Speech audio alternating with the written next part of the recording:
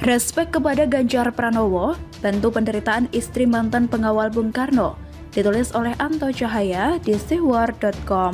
Dikisahkan oleh Roland Anziano, cucu dari Serma R. Kusno, yang merupakan pengawal dari Bung Karno. Saya mencoba menelusuri jejak nama tersebut.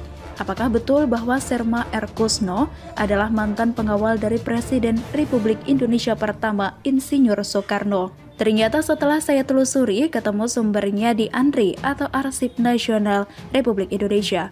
Para pembaca Siwar yang baik, budiman, dan terkenal smart dapat cek sendiri di sini di anri.go.id.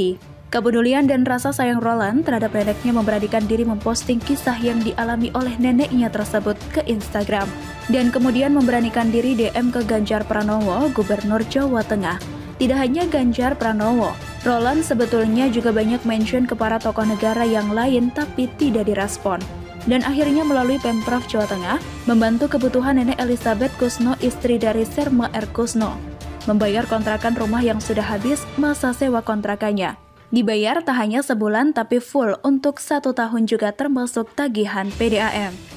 Dan berikut dapat dibaca kisahnya yang dikutip dari Merdeka. Istri pengawal Presiden Bung Karno, Serma R. Kusno yang bernama Elizabeth Kusno tak menyangka kondisinya saat ini mendapat perhatian dari Gubernur Jawa Tengah Ganjar Pranowo. Beberapa hari lalu, ia sekeluarga nyaris putus asa dan tidak tahu lagi harus tinggal di mana dikarenakan pada 1 Juni nanti masa sewa kontrakannya yang terletak di Cimanggis, Depok sudah habis. Bahkan, sang pemilik kontrakan sudah mendatangkan pemborong karena rumah itu akan dibongkar. Namun, kekhawatirannya itu sirna sebab kemarin Jumat 28 Mei 2021, dirinya mendapat kabar bahwa kontrakannya telah dibayar. Pembayaran dilakukan oleh Ganjar. Bantuan ini pun di luar dugaan Elizabeth sekeluarga. Roland Anziano, cucu Serma R. Kusno mengungkapkan bukan hanya kontrakan yang dibayar full 1 tahun sebesar 25 juta rupiah oleh orang nomor 1 di Jateng itu, melainkan juga tagihan PDAM yang dibayar sekitar 2 minggu lalu sejumlah 1,3 juta rupiah. Karena Pak Ganjar tidak pernah menjanjikan apa-apa, 2 minggu lalu saya kontak beliau lewat Instagram, dibantu untuk bayar PDAM, ini hadiah hari lansia, dibayarkan kontrakan kami oleh Pak Ganjar, kata Roland. Jika membaca kisah di atas tentu terenyuh, negara ini rupanya masih belum menyentuh secara menyeluruh kepada jasa-jasa para pahlawan, terutama kepada para istri atau keturunan mereka, para pahlawan yang telah memberikan sumbangsih besar kepada negara. Seharusnya, para perangkat desa atau pejabat setempat yang sudah pasti dekat memberikan perhatian tersendiri. Mengapa mereka cuek? Apakah mata mereka sudah tidak bisa melihat? Barangkali, berita semacam ini nanti bakal ada yang menghubungkan dengan politik, menggoreng hingga gosong, cari panggung lah, cari sensasi lah, cari perhatian lah, cari muka lah, dan lain sebagainya.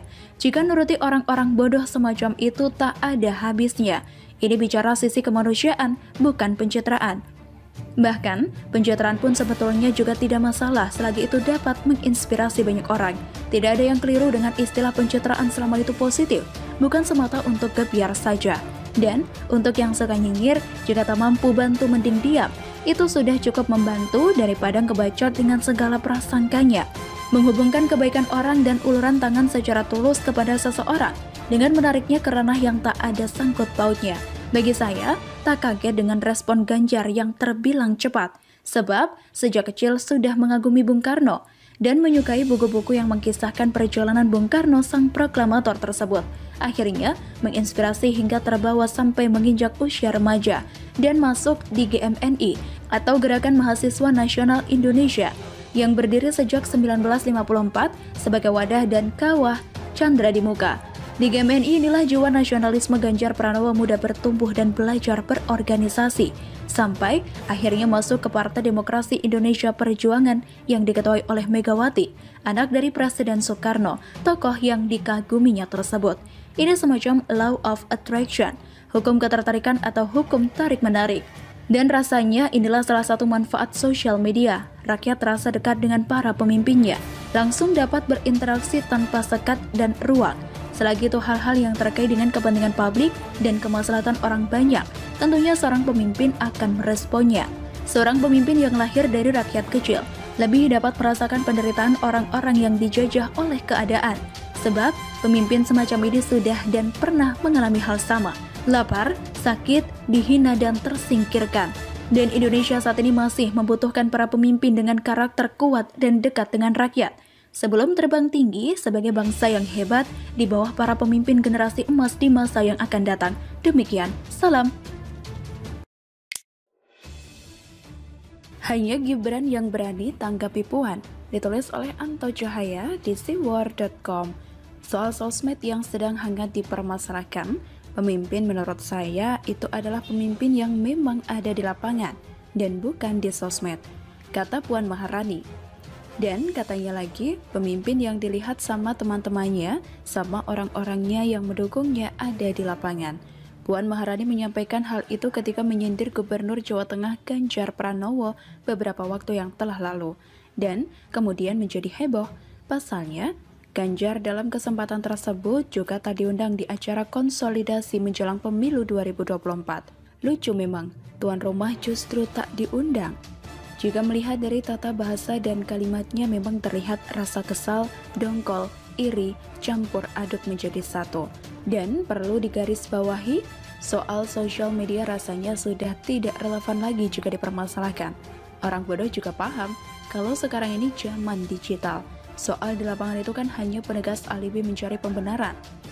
Dan yang bikin makin tertawa lebar, si Puan ini mempersoalkan sosial media, tapi belakangan ini disinyalir beredar di WhatsApp ajakan untuk bergabung Halo Puan di semua sosial medianya, yang konon digalang relawan Puan, sungguh paradok.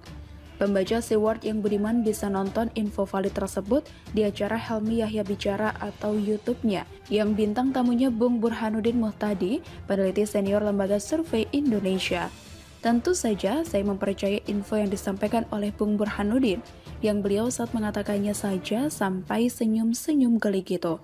Wajar, lah memang lucu, Puan ini jadi mirip anak ABG yang iri sama temannya, yang sedang digandrungi oleh banyak orang.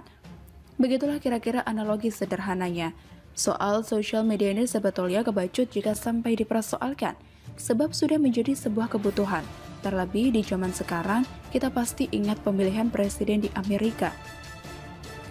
Bagaimana seorang Donald Trump begitu cerdik memanfaatkan isu atau tren untuk menggalang suara mengambang. Tinggal melihat algoritma sosial media. Dan masih banyak sekali contohnya, dan rasanya seorang pemimpin daerah justru harus punya.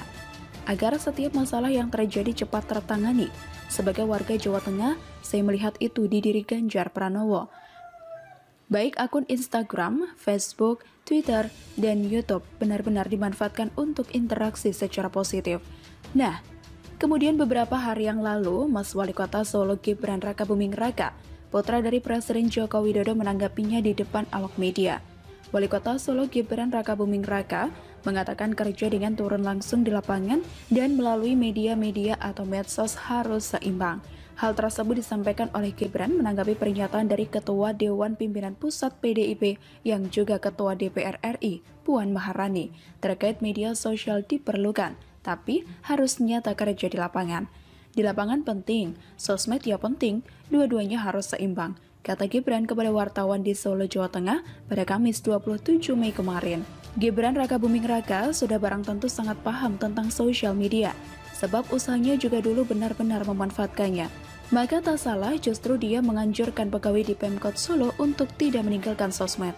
Sebab itu adalah salah satu cara untuk dekat dengan rakyat, berkaitan dengan pelayanan dan juga keluhan agar lekas ditangani.